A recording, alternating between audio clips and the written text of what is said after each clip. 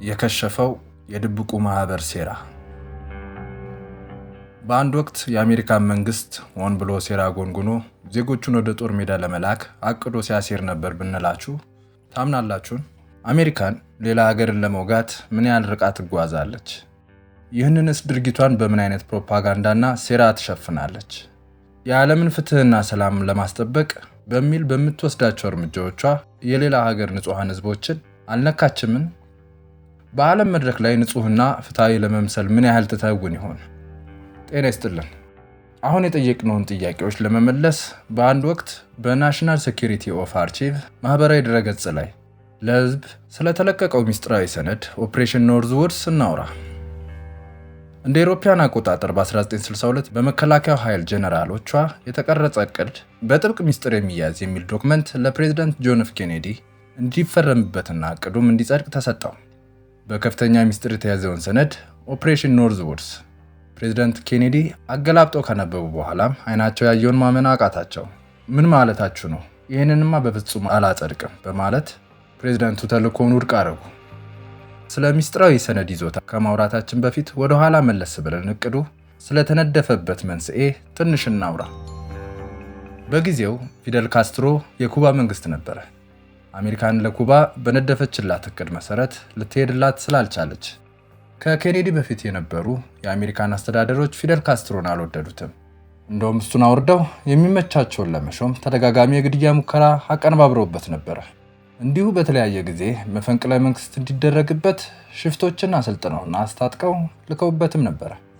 ነገር ግን ካስትሮን እንዲሁ በቀላሉ እጅ የሚሰጡ ሆነው አላገኙትም። እቅዳቸውን በሙሉ ሲያከሽፍባቸው አሜሪካ ፊቷን ወደ መከላከያ ኃይሉ አረገች። ወታደራዊ እርምጃዎችን ለመውሰድ ደግሞ በሀገሯም በኩባም እንዲሁ በዓለም ፊት ፍትህን ወይም ጸጥታን በማስፈን መልኩ መታየት አለበት። በዚህም መሰረት ጀነራሎቿ 9 አይነት ታክቲኮችን የተነደፈበትን የተልእኮ ሰነድ አወጡ። ኦፕሬሽን ኖርዝውድስ ፊደል ካስትሮን ስለሚጥሉበት ፕሬዝዳንት ጆን ኤፍ ኬኔዲን አስደንግጦ አሻፈረኝ ብለው ስላስቆሙ 9 እቅዶች እናውራ። የመጀመሪያው እቅድ የነበረው የኩባ የባህር በር አቅራቢያ ወታደራዊ ልምምድ በማድረግ ነገር ግን ለኩባዎች የአሜሪካን ወታደር ወደ ድንበራቸው የተጠጋው ጥቃት ለመሰንዘር ነው የሚል ሐሰተኛ ዜና በሚስጥር በማናፈስ ኩባዎች በዚህ ሐሰተኛ ዜና ተደናግረው በአሜሪካን ወታደሮች ከመቀደማቸው በፊት ቀድሞ ራሳቸውን ለመከላከል በሚል ለጥቃት እንዲጋበዙ መገፋፋት ነበር። በዚህን ጊዜ የአሜሪካን መከላከያም ለወታደራዊ ልምምድ በወጣንበት ከኩባ ጥቃት ተሰነዘረብን በሚል ሰበብ የአሜሪካን መንግስት የክተት አዋጅ እንዲያውጅ የሚል ነበር የመጀመሪያው እቅድ። ይህን ጊዜ የአሜሪካን አጸፋ ምላሽ ፍትሃዊ ሆኖ ነው በህዝቦቿም በዓለምም የሚታየው። በነገራችን ላይ አሜሪካን ይህን ሴራ ብታሴር የራሷ ወታደሮችም ሴራነቱን በማያውቁበት መንገድ ነበር የሚሆነው። ሁለተኛው እቅድ የበለጠ አስገራሚ ይመስላል። ጓንታናሞ ቤዝን ማጥቃት። ይህም የጓንታናሞ የመከላከያ ቤዝ ማጥቃት ነው። ይህ እቅድ እንግዲህ ኩባዊ የሚመስሉ ሰዎችን በጥንቃቄ በመመልመልና የኩባ ወታደራዊ ዩኒፎርሞችን በማልበስና በማስታጠቅ ምልምሎቹን የጓንታናሞ ቤዝ ላይ የሽብር ጥቃት እንዲያደርሱ የማድረግ ሴራ ነው።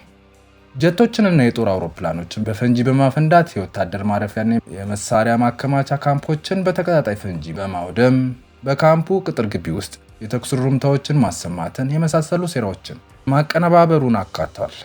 ከዛም እንግዲህ እነዚህን የሽብር ቡድኖች ይዘናል ብለው በየሚዲያው ያውጃሉ። በዚህ ጊዜ እንግዲህ ማንም ቢሆን ኩባ የሽብር ጥቃቱን እንዳደረሰች ያምናል። ሶስተኛው እቅድ ደግሞ የአሜሪካንን መርከብ በኩባ ድንበር ላይ የማስመጥ ሴራ ነው። እንደምናውቀው የዚህም እቅድ ዓላማም በኩባ ለማሳበብ ነው። በመርከቡ መስመጥ ለሞቱት በዓለም ዘንድ የሚታይ የቀብር ስነስርዓት ማከናወን ነው።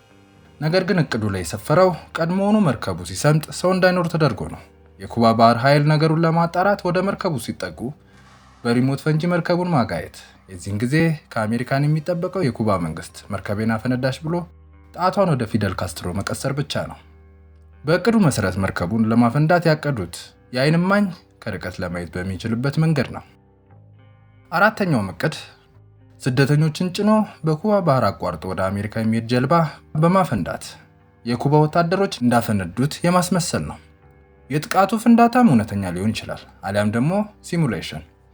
ክስተቱንም ቀድተው በየሚዲያ በመልቀቅ ኃላፊነት የጎደላቸው ጨካኞችና ለዓለም ሰላም አደጋ እንደሆኑ አድርጎ በየሚዲያዎቻቸው በማወጅ ዓለም በኩባ ላይ እንዲፈርድ የማድረግ ነው።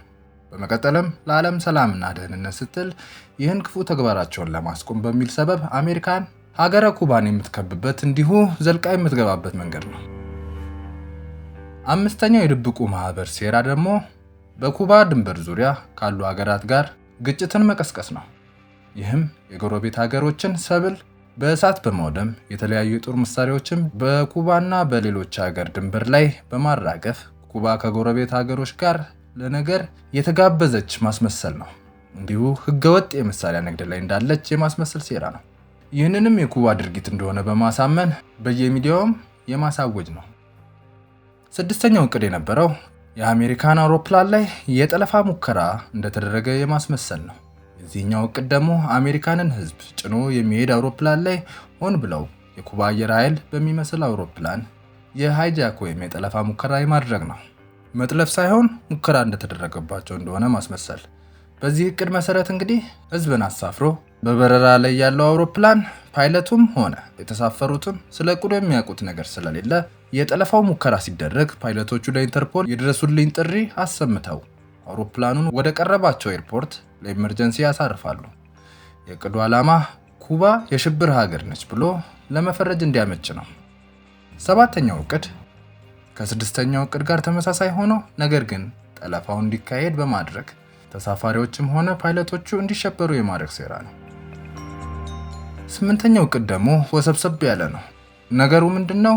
ለዚህ ሴራ ተብሎ ሁለት ተመሳሳይ አውሮፕላን ይዘጋጃል። አንደኛው የኮሌጅ ተማሪዎችን ይጭናል፣ ሁለተኛው ደግሞ ሰው የሚባል አይጭንም፣ አብራሪም ቢሆን አይኖረውም። በሴራው መሰረት ከሆነ እንደ ድሮን ከርቀት የሚቆጣጠሩትን አውሮፕላን ነው የሚጠቀሙት። ከዛም ሁለቱም አውሮፕላኖች በተመሳሳይ ሰዓት ለበረራ ይነሳሉ።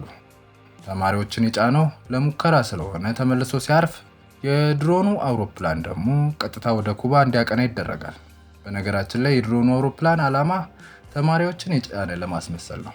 ሐሰተኛም ተማሪዎቹ ስም ዝርዝር ይኖራል።